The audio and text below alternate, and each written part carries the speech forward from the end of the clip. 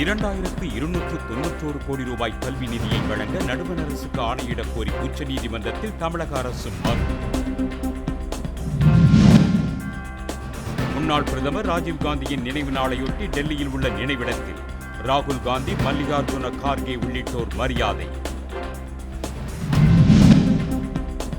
மத்திய கிழக்கு அரபிக்கடலில் அடுத்த 12 மணி நேரத்தில் குறைந்த காற்றழுத்த தாழ்வு பகுதி உருவாகும் என வானிலை ஆய்வு நடுவம் தகவல். அணிகலன் தங்கத்தின் விலை அதிரடி உயர்வு. பவுனுக்கு 1760 ரூபாய் அதிகரித்து 71,440 ரூபாய்க்கு விற்பனை. முழு கல்வியறிவு பெற்ற இந்தியாவின் முதல் மாநிலமாக மிசோராமை அறிவித்தார் அம்மாநில முதலமைச்சர் லால்து ஹேமா.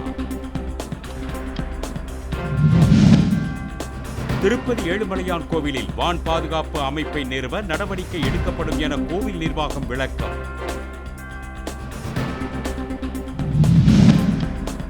நீர்பிடிப்பு பகுதிகளில் பெய்து வரும் மழையால் மேட்டூர் அணைக்கு நீர்வரத்து அதிகரிப்பு. நீர்மட்டம் 110 அடியை கடந்ததால் விவசாயிகள் மகிழ்ச்சி. உதகை மலர் கண்காட்சியை கடந்த 6 நாட்களில் 1,13,000 பேர் கண்டுகளித்துள்ளதாக தோட்டக்கலைத்துறை தகவல். பிளே ஆஃப் சுற்றுக்கு முன்னேறுமா மும்பை அணி? இன்றிரவு நடைபெறும் போட்டியில் டெல்லி அணியுடன் மோதல்.